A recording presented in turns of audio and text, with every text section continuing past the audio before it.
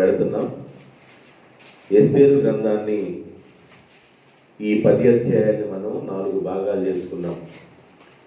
1, 2 అధ్యాయాలు మొదటి భాగమని, 3 నుండి 7 వరకు రెండవ భాగమని, 8, 9 అధ్యాయాలు మూడవ భాగమని, 10వ అధ్యాయం 4వ భాగమని మీకు జ్ఞాపకం చేశాను.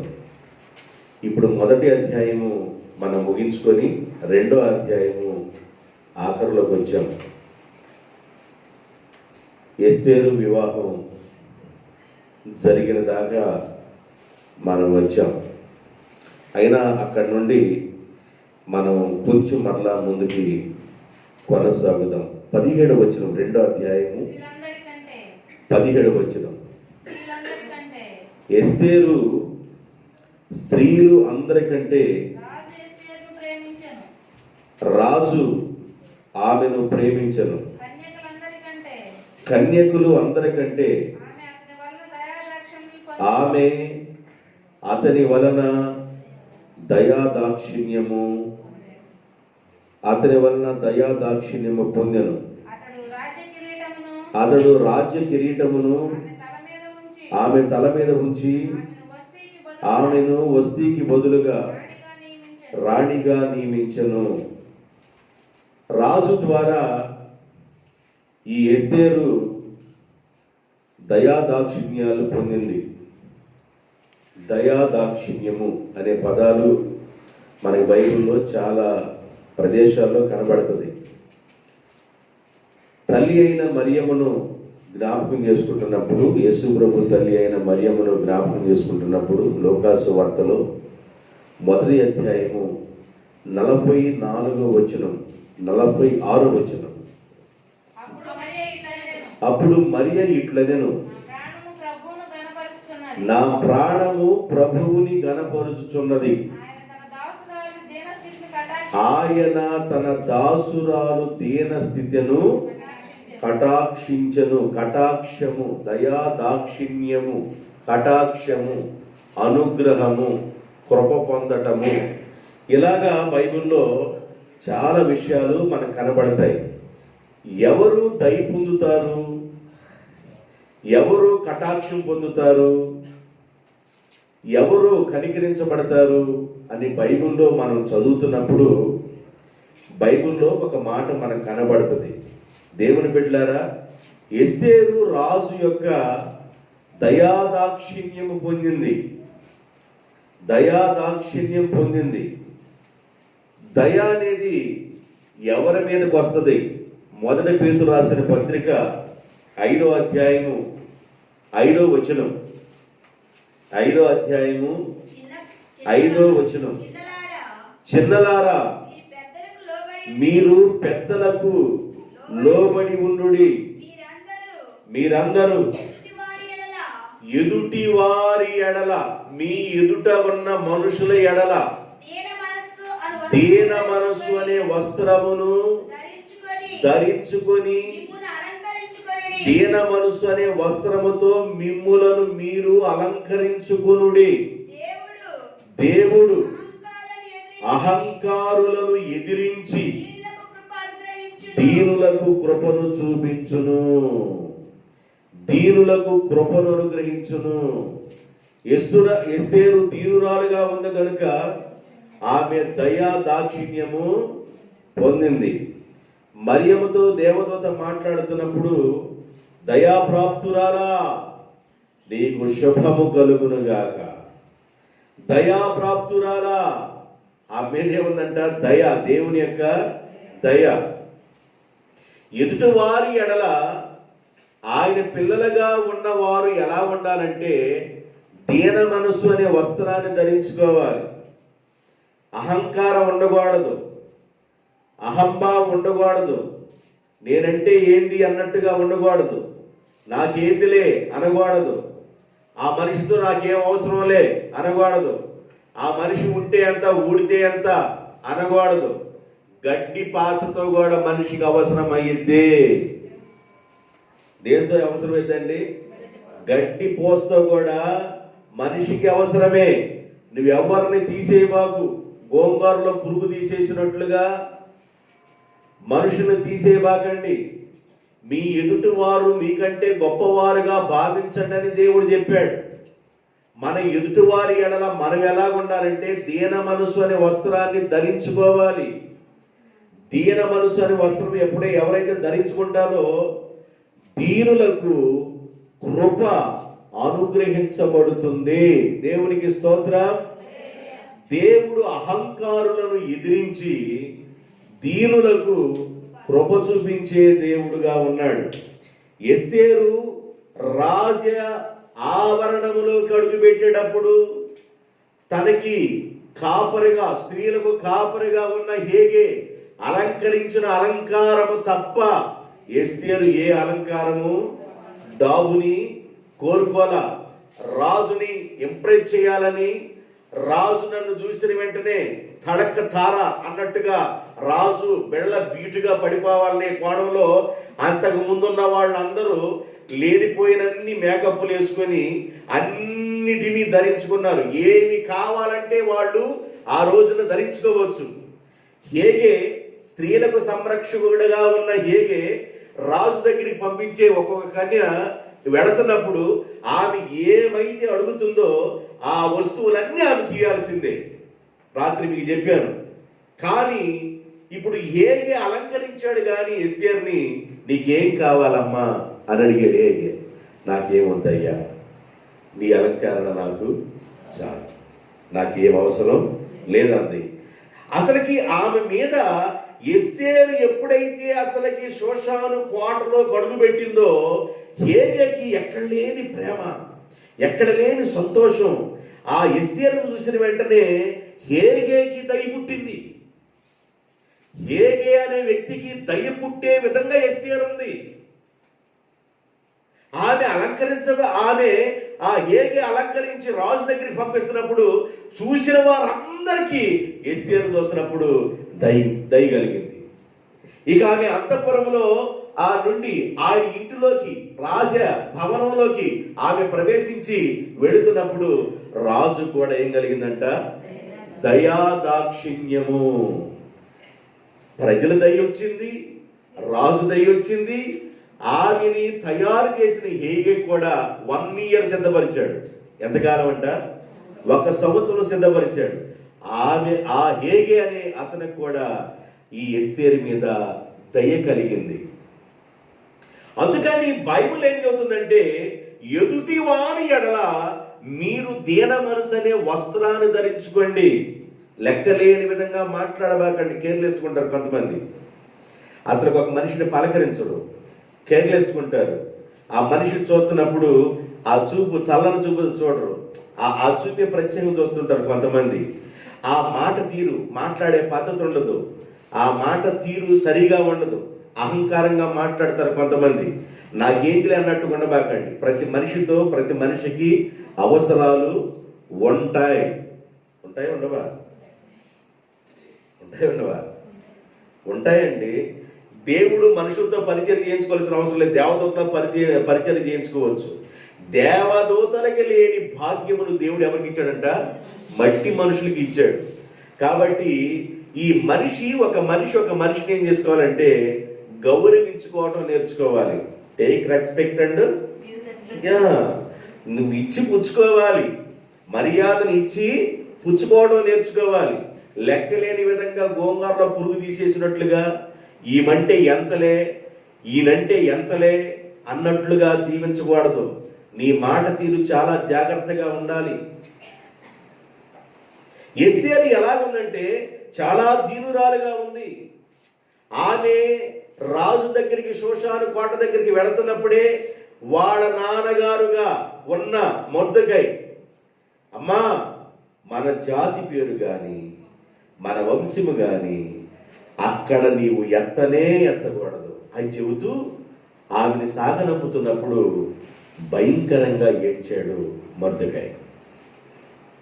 ఎస్తేరు కూడా భయంకరంగా ఏడ్చింది. ఎందుకంటే ఇక అంతఃపురంలోకి వెళ్ళిన తర్వాత మరలా బయటికి రావచ్చు, రాకపోవచ్చు. పెద్ద జైలు అది. మీకు అన్ని చెప్పుకొస్తాను. పెద్ద జైలు అది, పెద్ద జైలు. ఇక రావచ్చు, రాకపోవచ్చు. తండ్రి సంతోషంగా ఒక ఐ చేతిలో పెడుతున్నానని ఆనందంగా ఒక ఐ చేతిలో పెడుతున్నానట్లుగా అవతల ఉన్న మనిషి పర్లేదు మంచివాడనే భావన మొర్దెకైలో లేదు. ఇది అహష్వేరోషు రాజులో లేదు.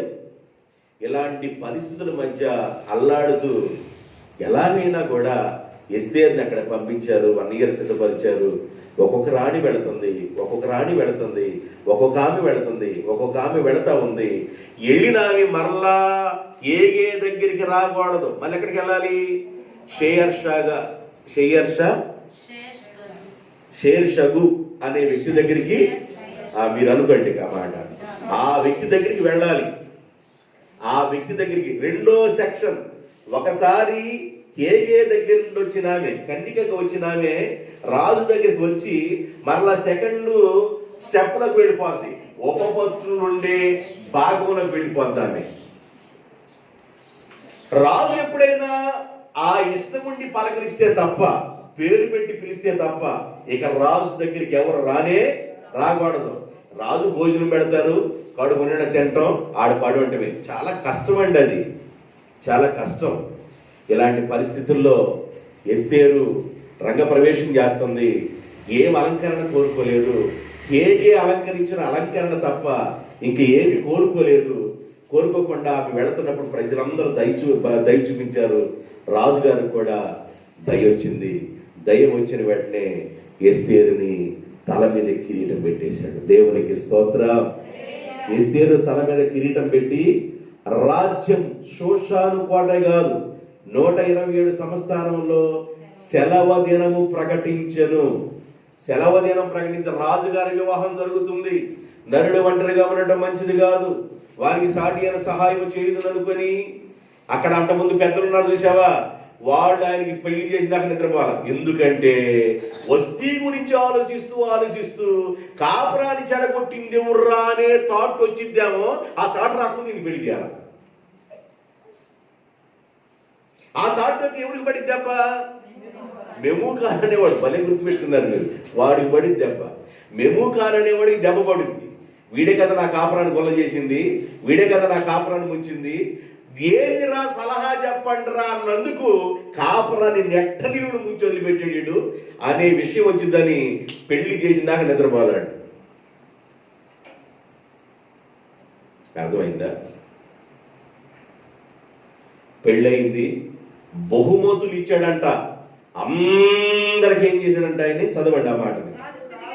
రాజు స్థితికి తగినట్లుగా ఎస్తేరుని వివాహం చేసుకున్న తర్వాత ఆయన బహుమతులు ఇప్పించను. ఏం బహుమతులు ఇచ్చుంటాడో, ఏం బహుమతులు ఇచ్చాడో ప్రజలకి బహుమతులు ఇచ్చాడు.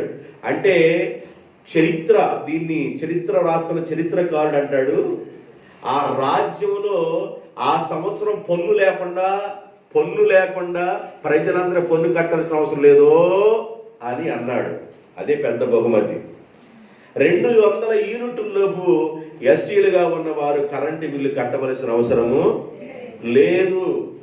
లేకపోతే మామూలు ఉండిద్దండి, ఒక్కొక్కళ్ళు 180 యూనిట్లు, 100 యూనిట్లు, 150 యూనిట్లు ఆ దాకా కాల్చుకుంటున్నారు నెలకి. కానీ ఎస్సీగా ఉన్నవాళ్ళు ఒక్కడు కూడా కరెంటు బిల్లు కడుతున్నారా? లేదండి, కరెంటు బిల్లు లేదు. పొలాలకు కరెంటు ఉచితం, కరెంటు బిల్లు లేదు. విధవరాళ్ళకి 2250 రూపాయల పెన్షను, అమ్మఒడి, పిల్లోడికి డబ్బులు, అమ్మాయికి డబ్బులు, అంతా డబ్బులు మయమే. రేపు ఒడ్డు కూడా ఆయన కొనబోతున్నాడు, భయపడబాకండి అంటున్నాడు. దేవునికి స్తోత్రం, హల్లెలూయా. పరిస్థితి చూడండి. ఈ రాజుగారు ఏం చేశాడంటే అందరికీ బహుమానాలు అనుగ్రహించేశాడు. అందరికి పెళ్లి అయిపోయింది, బహుమానం అనుగ్రహించబడింది.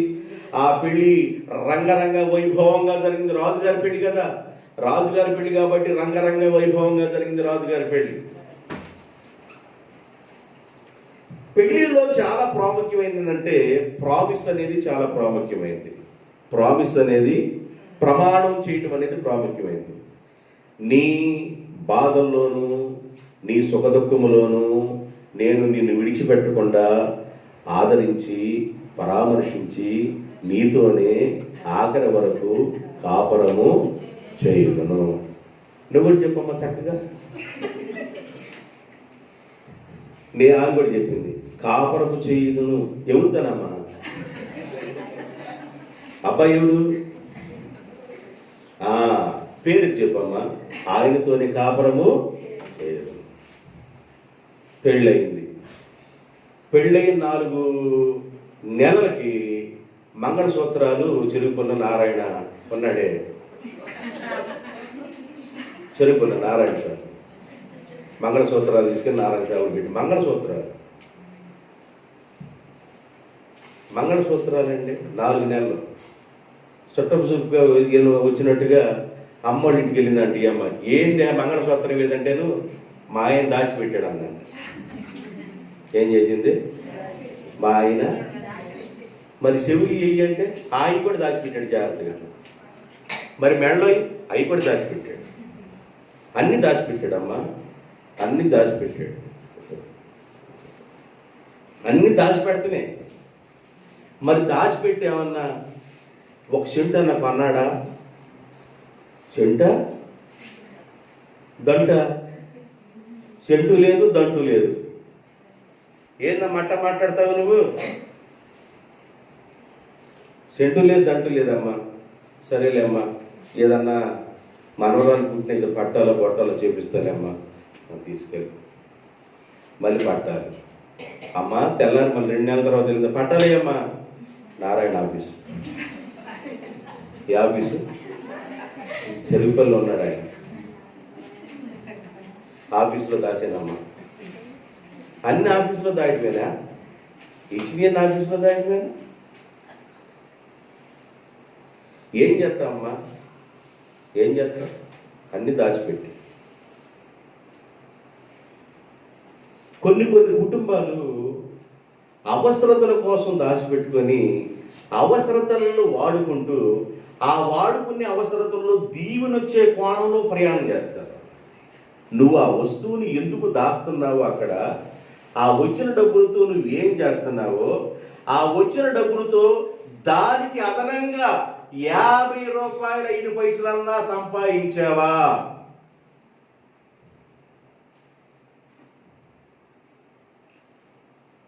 నాలుగు నెలల క్రితం కబురు చేశాడు, ఏలంపాట పడుతుంది అన్నాడు.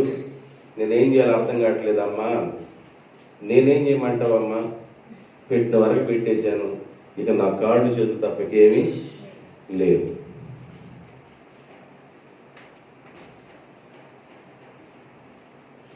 ఎంత దుఃఖకరం అండి, ఎంత బాధకరం అండి.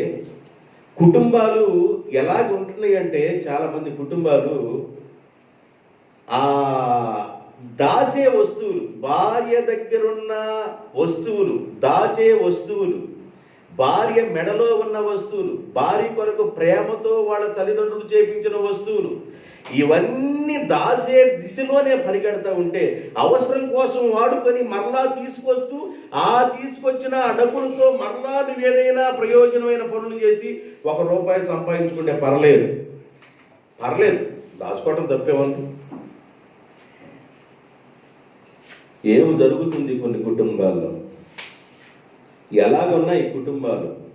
ఎలా ప్రయాణం చేస్తున్నారు? ఎలా కుటుంబాలు కట్టుకుంటున్నారు? పెళ్లి రంగరంగ వైభవంగా జరుగుతుంది. అందరికీ చక్కగా ఆతిథ్యాలు ఇవ్వబడతా ఉన్నాయి. తర్వాత కాపురపు పరిస్థితులు ఎలాగున్నాయి, ఎట్లా ఉన్నాయి? కొన్ని ఇళ్లలో అన్ని అమ్మేయటం జరుగుతుంది. దేవుని బిడ్డలారా, కొన్ని ఇళ్ళు ఎలాగ మార్చబడుతున్నాయి అంటే, అసలుకి జ్ఞానము అనేది లేకుండా అన్ని వస్తువులు అమ్మేసేస్తున్నారు.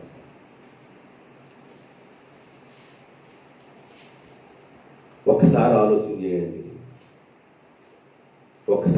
చేయండి. అల్లారు ముద్దుగా మొర్దకై చాటున పెరిగిన అమ్మాయి, ఒక అమ్మాయి అనుకోండి, ఒక అమ్మాయి తల్లిదండ్రులు చాటున పెరిగిన ఒక అమ్మాయిని అన్నీ ఇచ్చి బంగారం లాంటి అమ్మాయిని అబ్బాయి చేతులు పెడితే, అబ్బాయి అమ్మాయికి అవసరాలు తీరుస్తున్నాడా? అమ్మాయిని గౌరవిస్తున్నాడా? ప్రేమిస్తున్నాడా? పరామర్శిస్తున్నాడా? ఇవన్నీ మనం చూడాలి. పెళ్ళైపోయింది, 18వ వచనంలో ఏమైపోయింది? అహష్వేరోషు రాజు గారికి పెళ్ళైపోయింది. ఎవరితో పెళ్ళైంది? ఎస్తేరుకి రాజైన అహష్వేరోషుకి పెళ్ళయింది. 18వ వచనంలో పెళ్ళయింది. 19వ వచనం కొద్ది గ్యాప్ తీసుకుంది. మీకు కొద్ది గ్యాప్ తీసుకుంది కనుక ఏం జరిగింది? 19వ వచనంలో రెండవ మారు ఆగండి. మొదటి మారు ఏం జరిగింది? రాజైన అహష్వేరోషు రాజుకి మన సంస్థానంలో ఉన్న అందమైన కన్యకలందరినీ ఏర్పాటు చేసుకొని తీసుకురండి అంటే 1 సంవత్సరం దాదాపుగా 400 మందిని తీసుకొచ్చారు. 1 సంవత్సరం అంతా వాళ్ళని సిద్ధపరిచారు. రాజుగారి ఎదుటికి తీసుకెళ్లిపోయారు. రాజుగారికి ఎవరు నచ్చలేదు. ఎవరు నచ్చారంటే ఎస్తేరు నచ్చింది. ఎస్తేరు రాజుగారి వివాహం చేసుకున్నాడు. ఆగాల ఈయన ఆగాలంటే క్యారెక్టర్ లేనివాడు. ఏమి లేనివాడంట? క్యారెక్టర్ లెస్ అన్నమాట. క్యారెక్టర్ లేనివాడు ఆగాల. రెండవ మారు మొదటి సెక్షన్ అయిపోయింది. రెండవ మారు మళ్ళీ కన్యకలను తెప్పించుకోండు. ఎందుకంట 400 మంది ముందు వచ్చారు కదా. రెండవ మారు మళ్ళీ కన్యకలను తెప్పించుకోలేను. ఎంత జాగ్రత్తగా పెంచుకున్న అమ్మాయిని అబ్బాయి చేతిలో పెడితే అబ్బాయి మరి అమ్మాయిని బాగా చూసుకుంటున్నాడా అంటే, అమ్మా ఇంట్లో అన్నం తింటలేదమ్మా, లేచిన దగ్గర నుండి గుమ్మగుమ్మల హోటల్ అంటున్నాడు, అభిరుచి హోటల్ అంటున్నాడు, ఆడ పడితే ఆడ తింటానే ఉన్నాడమ్మా. కొంతమంది బయట తిండికి అలవాటు పడ్డారు. ఇంట్లో తింటల్లా, ఇంట్లో భారీ గడతల్లా బయట తిండికి అలవాటు పడుతున్నారు. ఆ మధ్య కొత్తగా వివాహం అయిందంట. ఏది హృదయంలో దాచుకోకుండా ఉండాలని భార్య దగ్గరికి వెళ్ళిపోయి ఆయన హీరోయిజం చెబుతున్నాడు. మరి నేను చదువుకునే రోజుల్లో ఆ అమ్మాయితో మాట్లాడుతూ ఉండేవాడిని. ఎంత బాగుండేదో మనకు, ఆ అమ్మాయి నాకు చాలా పరిచయము అని ఒకసారి చెప్పాడు. అయిపోవాలా వారం తర్వాత మళ్ళీ చెప్పాడంట. 3వ వారం చెప్పింది. 4వ వారం కూడా చెప్పాడంట. 5వ వారం ఏం చేసిందంటే, ఈ అమ్మాయి నువ్వు అక్కడే మాట్లాడేవా, నేను కూడా మాట్లాడాను అన్నంట. ఈ కీడు మందు దాగి హాస్పిటల్కి వెళ్ళాడు. ఏంది హాస్పిటల్లో ఉండవంటే నేను ఏం చెప్పమంట? నేను ఆగాల. వారం రోజులు చెప్పినోండి, 1 నెల రోజులు చెప్పాను. ఆమె కూడా చెప్పింది ఒక మాట, నేను కూడా మాట్లాడేదాన్ని. భార్య భర్తకు లోబడి విధేయురాలై కుటుంబాన్ని కట్టుకుంటూ లోబడి భర్తకు కాపురం చేస్తూ ఉంటే, ఈయన భార్యతో నమ్మకంగా ఉండి కాపురం చేసుకోవలసిన ఈ వ్యక్తి రెండవ మారు, ఎన్నో మారంట, రెండవ మారు కన్యకలను మళ్ళీ తెప్పించుకున్నాడంట. కొన్ని కుటుంబాలు ఎలాగున్నాయంటే శాపగ్రస్తంగా ఉన్నాయి.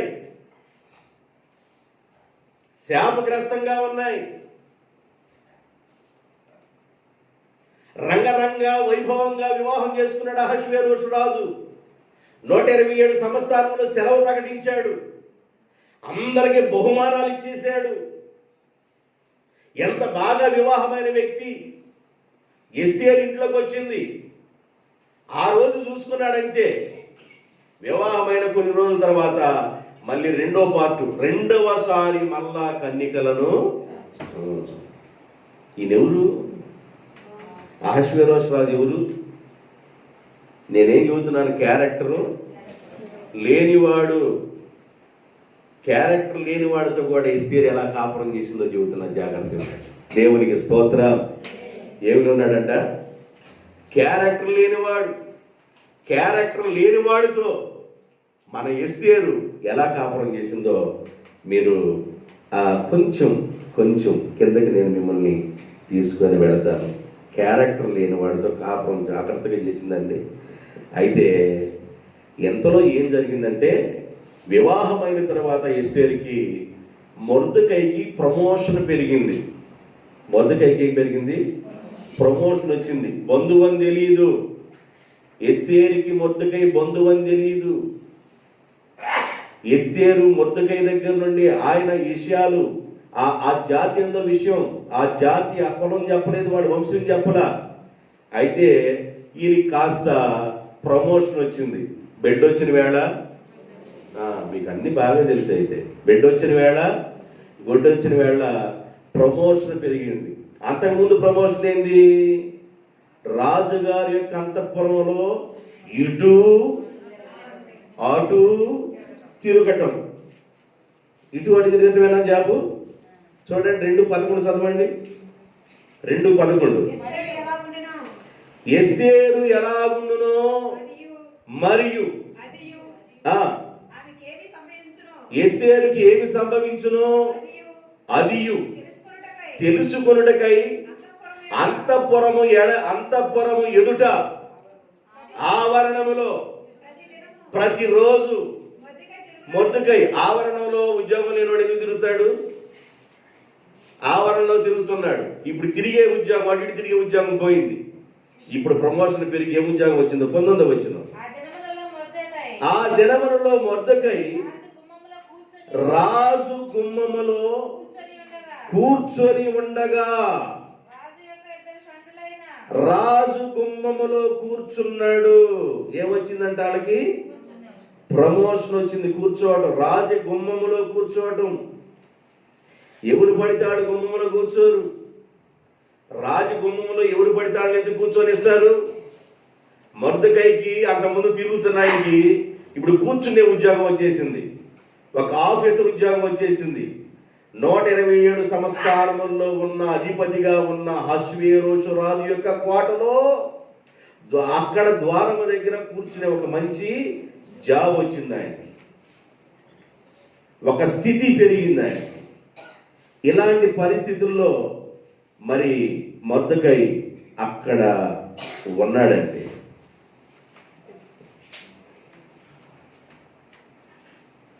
ద్వారం దగ్గర కూర్చునే వాళ్ళు పెద్దలుగా పిలువబడతారు. ద్వారం దగ్గర కూర్చునే వాళ్ళు ఎవరంటే ఎవరు పడితే వాళ్ళకి ఆ జాబు ఎవరో.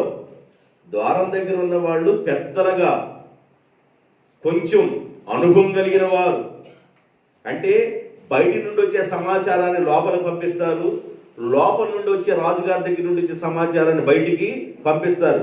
అక్కడ సామాన్యులు ఉండరు, మామూలు వాళ్ళు ఉండరు, ఆయనకి సంబంధించిన వాళ్ళే. అంటే మంచి వ్యక్తుల్ని ఎన్నుకొని అక్కడ పెడతారు. బైబిల్ అదే చెబుతుంది. ద్వారం దగ్గర ఎవరు పడతారని ఎందుకు కూర్చోబెడతారు? ద్వితీయోపదేశకాండం 22వ అధ్యాయము 15వ వచనం. 22వ అధ్యాయము 15వ వచనం.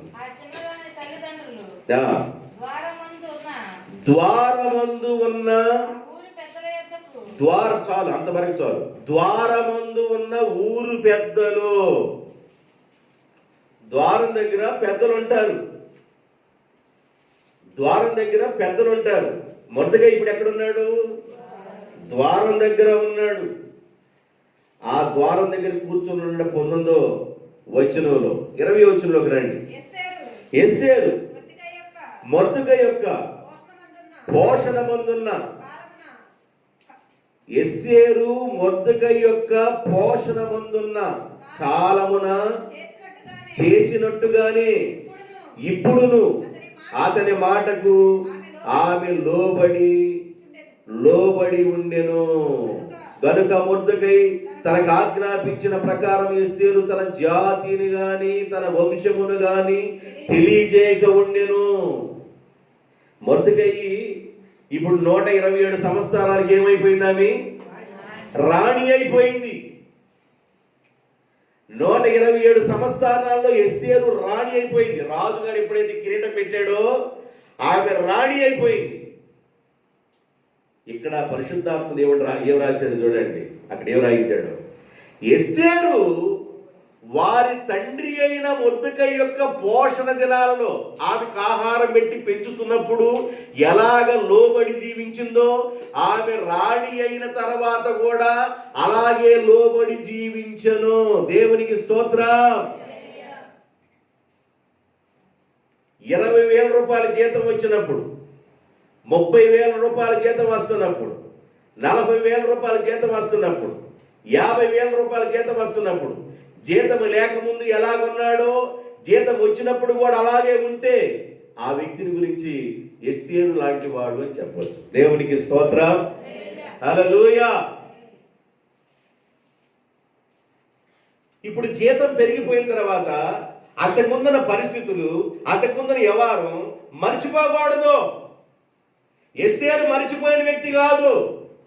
మొర్దెకై పోషించే రోజుల్లో ఎలాగ లోబడి ఎస్తేరు జీవించిందో, ఆమెకి వివాహమైన తర్వాత 127 సంవత్సరములో రాణిగా ప్రకటించబడిన తర్వాత కూడా, రంగరంగ వైభవంగా వివాహం జరిగిన తర్వాత కూడా, అంతఃపురంలో రాజు దగ్గర ఉన్న రాజకోటలో ఉన్నా కూడా బాబాయ్ దగ్గర ఉన్నప్పుడు ఎలాగుందో ఇప్పుడు కూడా అలాగే ఉంది. దేవునికి స్తోత్రం. 10th క్లాసు పాస్ అయితే చాలు, ఇంటర్మీడియట్లోకి వెళ్ళంగలే ఇక ఎవరు కనపడరు. 10th వరకు ఏమన్నా యూనిఫామ్లో ఉంటారు. 10th అయిపోయిన తర్వాత రంగురంగుల ప్రపంచంలో ఉంటారు. వినరు. సండే స్కూల్లో బైబిల్ ఆసక్తిగా తీసుకొని సండే స్కూల్ టైంలో సండే స్కూల్కి వస్తారు పిల్లలు. కాస్త వయసు పెరిగిన తర్వాత సండే స్కూల్ వయసు నుండి యవ్వనస్తుల వయసులోకి రాగలే బైబిల్ ఉండదు, ఆళ్ళే ఆడుంటారు. చూడండి చూడండి ఎట్లా ఉంటారు పరిస్థితి.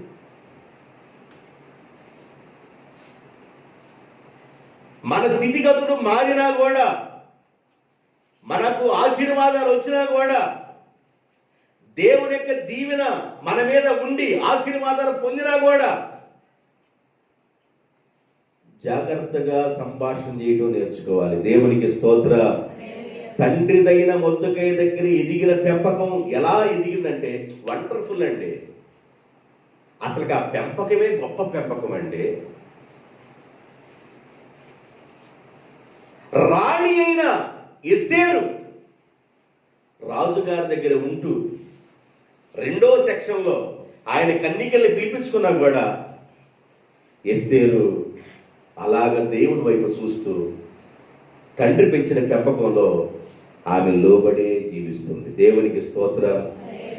భర్త ఎంత నీచుడైనా, భర్త ఎంత దౌర్భాగ్యుడైనా ఆమె అక్కడే లోబడి జీవించడం నేర్చుకోండి.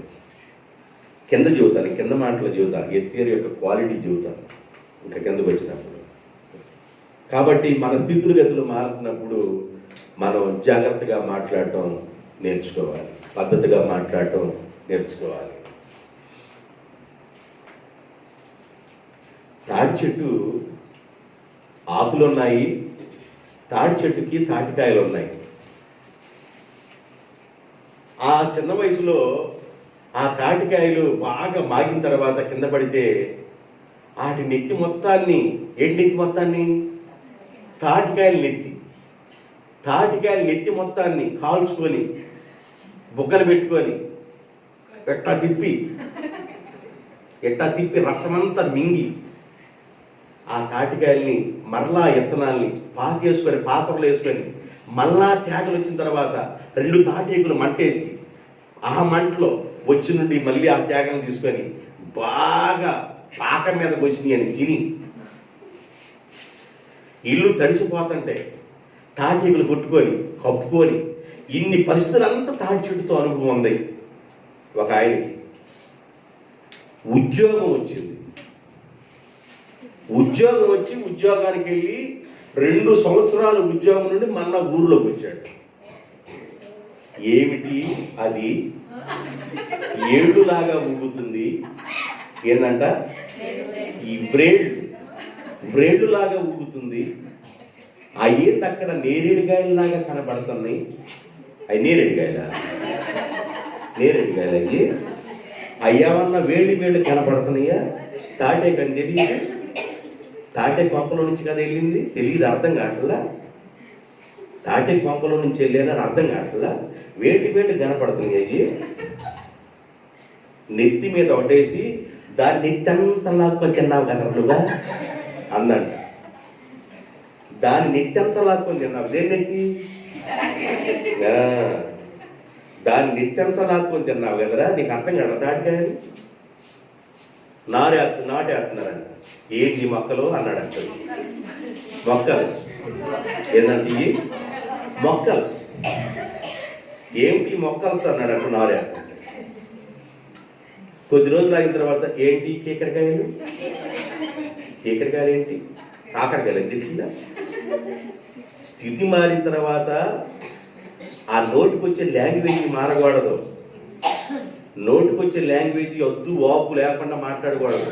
మన స్థితి మొట్టమొదటి ఎలాగుందో, స్థితిగతులు పెరిగిన ఎస్తేరు వాళ్ళ బాబాయి ఎక్కడైతే పెంపకాన్ని నేర్పించాడో ఆ పెంపకంలోనే 127 సంస్థానాలకు రాణి అయినా కూడా ఆమె లోబడి ఉండెను. దేవునికి స్తోత్రం, హల్లెలూయా.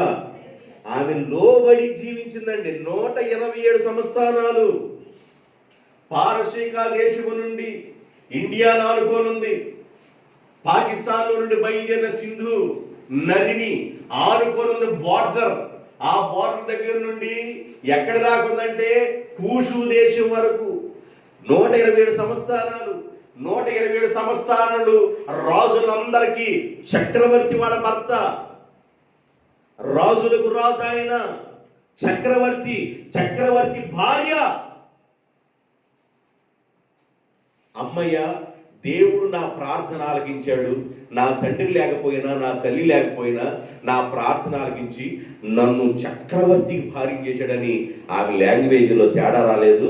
బాబాయ్ పెంచిన పెంపకంలో ఆయన దగ్గర పోషణ, ఆయన ఏదైతే పోషించాడు అన్నం పెట్టి, ఆ పోషణ ఎలా ఎదిగిందో రాణి అయిన తర్వాత కూడా అలాగే ఎదిగింది.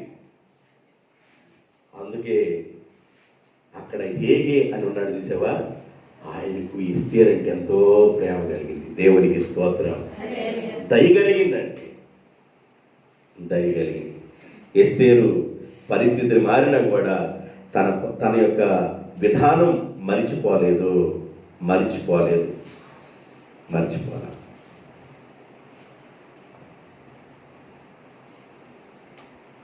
అర్థమవుతుందా? దాని కింద వచ్చిన రండి.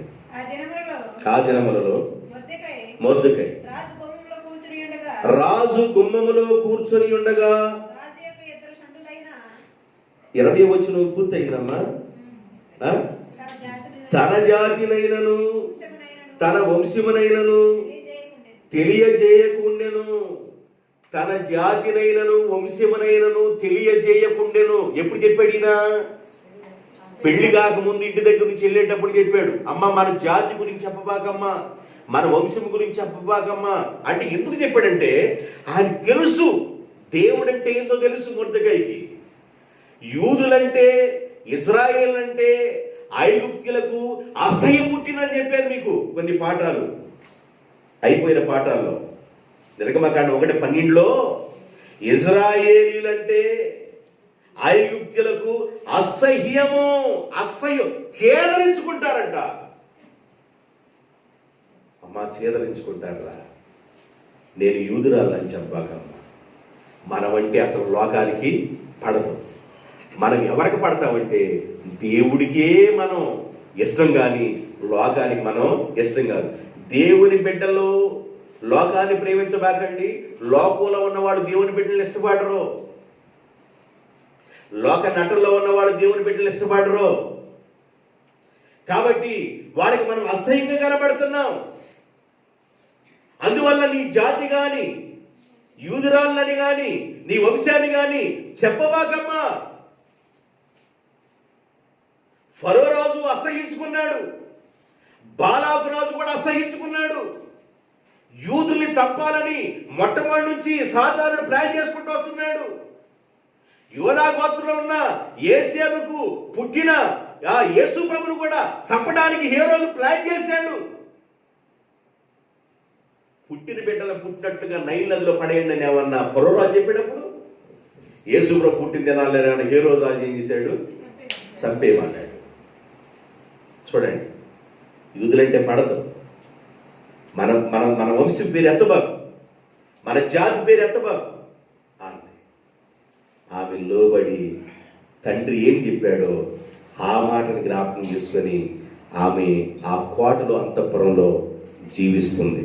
తర్వాత వచ్చింది ఆ దినములలో మొర్దెకై రాజగుమ్మములో ఆయనకి డ్యూటీ ఉంది కనుక రాజగుమ్మములో కూర్చొని ఉండగా రాజు యొక్క ఇద్దరు షండులైన బిగ్తాను తెరేషు అను ద్వార పాలకులు కోపగ్రస్తులై రాజైన అహస్వేరోషును చంపుటకు ఆలోచించుకొని ఉండిరి.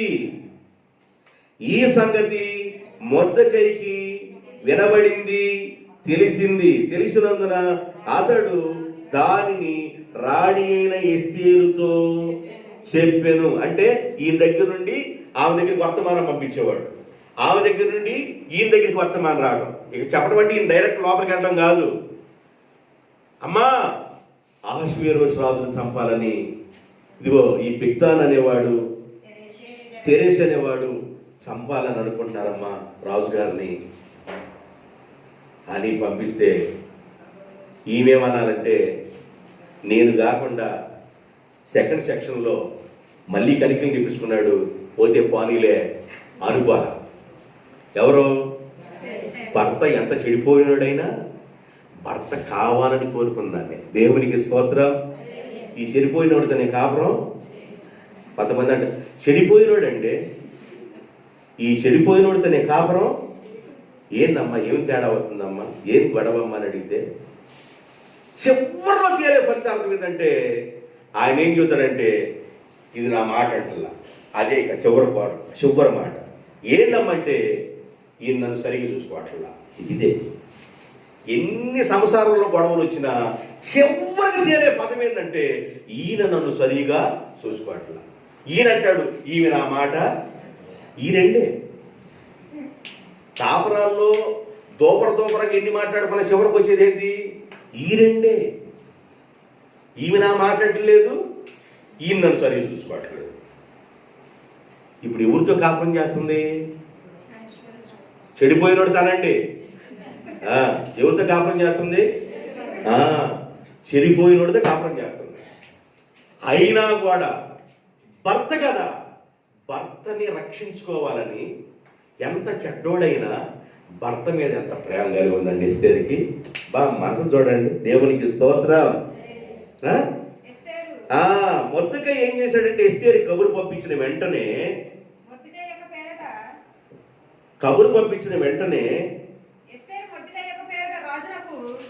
ఈ సంగతి మొర్దెకై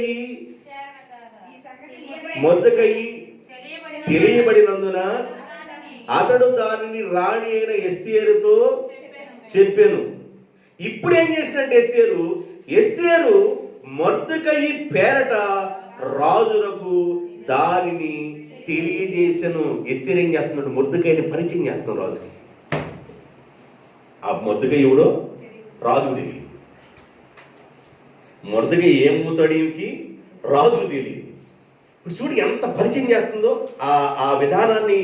అయ్యా, నేను విన్నాను అని అనకుండా, నేను మొర్దెకై ద్వారా విన్నానయ్యా, నిన్ను చంపటానికి ఇద్దరు ప్లాన్ చేస్తున్నారని మొర్దెకై అనే వ్యక్తి నాకు చెప్పాడయ్యా. భర్త క్షేమాన్ని కోరింది,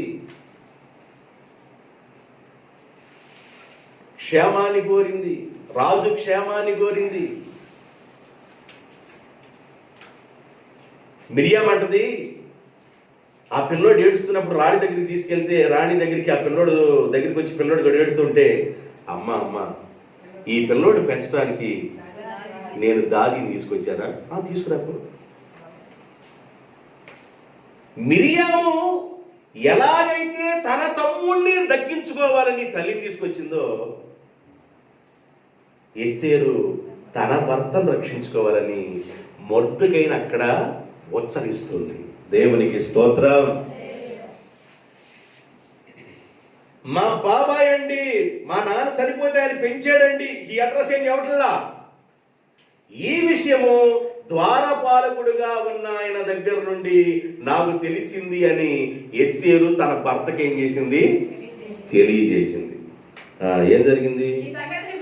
ఈ సంగతిని గురించి ఈ సంగతుల గురించి రాజు వారిద్దరిని పిలిపించి విచారణ చేయగా, అది మేము అనుకుంది నిజమేనయ్యా. విచారణకి ఎటువంటి ఎట్ట చేస్తారనుకున్నా? అబ్బాయి అనుకున్నారంటారు, అబ్బాయి నిజమేనబ్బాయి అండో. విచారణ వేరుగా ఉండి దేవారం తాట నార తీసినట్టు తీస్తారు విచారణ అంటే. నిజమేనయ్యా, నువ్వంటే మా కోపం అయ్యా, నేను ఎలాగైనా లేపేయాలనుకున్నానయ్యా, ఇందిరాగాంధీ లేపేసినట్టు పక్కనే ఉండే. నిన్ను ఎలాగైనా లేపడానికి చూసామయ్యా, మేము అనుకున్నాము వాస్తవని వాళ్ళు ఒప్పుకున్నారు. ఏం చేశాడు? ఏం చేశాడంట? అందుచేత వారిద్దరు ఒక చెట్టుకు ఉరి తీయించబడెను. ఒక చెట్టుకు ఉరి తీయించబడెను. ఇది రాజు ఎదుటనే రాజ్య సమాచార గ్రంథమందు వ్రాయబడెను. ఇది గుర్తుపెట్టుకోండి, ఇక వచ్చే కొన్ని వస్తా ఉంటాయి. రాజు సమాచార గ్రంథమందు వ్రాయబడెను. ఎవరి గురించి రాయబడింది? మొర్దెకై అన్న ఆయన రాజు ప్రాణాన్ని రక్షించాడు అని రాజ్య సమాచార గ్రంథమందు వ్రాయబడెను. అప్పుడు శిక్ష ఎలాగుండిద్దో తెలుసండి? అప్పుడు శిక్ష క్రీస్తుకు పూర్వం శిక్షలు ఎలాగుండేది తెలుసా? అసలు నేను చూశాను కానీ అవి నేను మీకు చెప్పకూడదు. నేను చెప్పకూడదు, బొమ్మ చూపిస్తే మీకు అర్థమైంది. అది చెప్పను, ఆ శిక్ష చెప్పను, ఎందుకంటే ఆ శిక్ష మీకు వద్దులే, చెప్పను. రెండో శిక్ష చెబుతాను. రెండో శిక్ష చాలా భయంకరం. మొదటి శిక్ష చాలా భయంకరమైంది, అది మీకు చెప్పాలి అని నేను అనుకోవట్ల. బొమ్మ అయితే చూపించేవాడు మీకు అర్థమైపోయేది. ఇప్పుడు అది వద్దు. అప్పుడు శిక్ష కూడా ఎలాగుండేదో ఒక్కసారి ఎజ్రా గ్రంథంలోకి వెళ్ళండి. ఉరి తీయించిన అన్నాడు కదా, ఎజ్రా గ్రంథం 6వ అధ్యాయం 11వ వచనం. ఇంకను మేము నిర్ణయించినది ఏమనగా, ఎవడైనను ఈ ఆజ్ఞను భంగపరిచిన ఎడల వాని ఇంటి ఎన్నుగడి. వాని ఇంటి ఎన్నుగడి అంటే ఏంది? ఇంటి ఎన్నుగడి అంటే పైన దోలం. ఇంటు ఎన్నుగడి ఓడదీయబడి ఆ ఎన్నుగడిని నిలవనెత్తి దాని మీద వాడిని.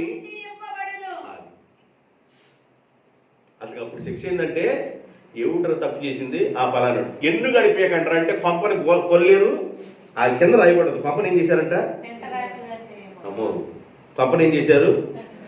పెంటగా చేశారు. అంటే ఈ కొంప లేదు. ఇక ఎన్నుగడి పీకితే కొంప ఏమంటది? ఎన్నుగడిని లాగి ఎన్నుగడిని నిలబెట్టి దానికి ఉరి తీసేవాడు. హామాన్ తర్వాత వచ్చి హామాన్ అదే చేశాడు. నేను తర్వాత వెళ్దాం వాడి గురించి. పెద్ద పోయి నిలబెట్టాడు అంటామే, అదే తర్వాత పాటలోకి వెళ్దాం. శిక్ష అప్పుడేంటంటే, ఎవడైనా తప్పు చేశాడంటే వాడి ఇంటి ఎన్నుగడిని లాగేసి దాన్ని నిలబెట్టి అక్కడ ఉరి తీయాలి. అది శిక్ష. ఈ అహష్వేరోషు రాజు దినములలో కంటే ముందుగా వాళ్ళ నారాయణ దర్యావేష కాలంలో ఒకేసారి 3,000 మందికి వేశాడంటే ఈ ఉరి. ఎంతమందికి వేశాడంట? నిలబెట్టడం, ఉరేయటం. ఎన్నుగడిని ఆయన దాన్ని నిలబెట్టడం, ఉరేయటం. 3,000 మంది. అది ఆ రోజుల్లో ఉన్న భయంకరమైన శిక్ష. 2వ అధ్యాయం ముగిసింది. ఎంతటితో 2వ అధ్యాయం సమాప్తం.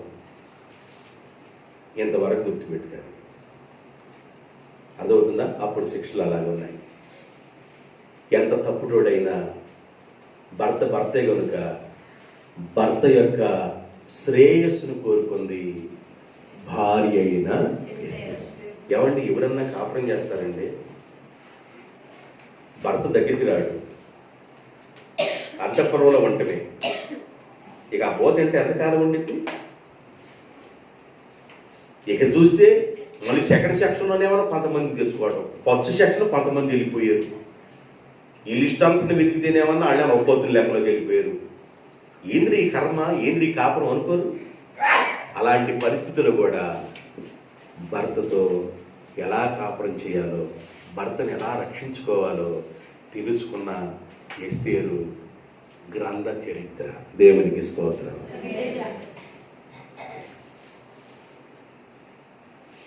మీరేమంటారంటే చాలా భ్రష్టుడు కదండి, చాలా నీచుడు కదా, చాలా కోపిష్టి కదా, కోపం వస్తే ఒక మనిషిని మధ్యలోకి నరికి ఒక నా పక్క ఒక భాగాన్ని ఒక పక్క ఈ పక్క వేసి యుద్ధానికి బయలుదేరి వెళ్ళినాడు.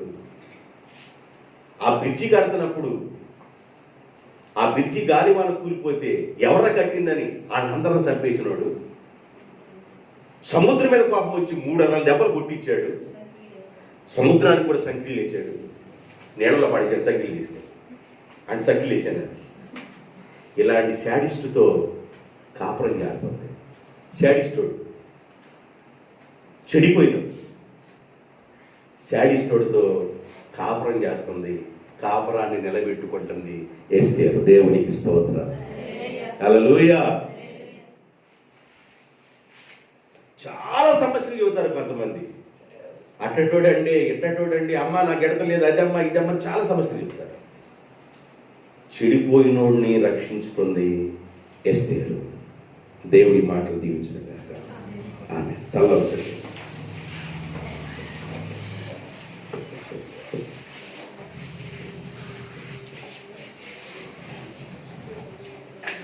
జ్ఞానవంతురాలు తన కుటుంబాన్ని కట్టుకొని,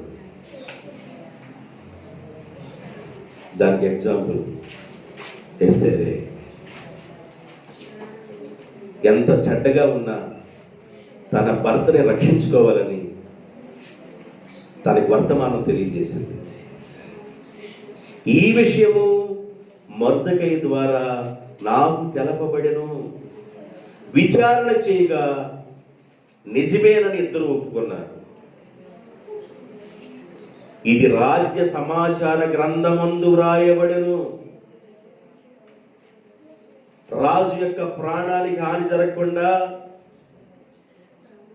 అలాంటి విధానాలు తప్పించిన వాడు మొర్దెకై అని రాజ్య సమాచార గ్రంథమందు వ్రాయబడెను.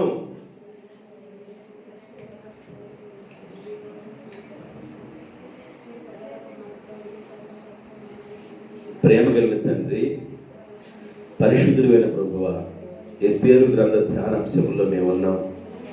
ఎస్తేరు యొక్క క్యారెక్టర్, ఆమె లోబడుతనం, ఆమె తగ్గించుకునే విధానం, ఆమె దీన స్థితి, ఈ విషయాలన్నిటినీ మేము ఈ 2 అధ్యాయాలు ధ్యానం చేసుకున్నాం.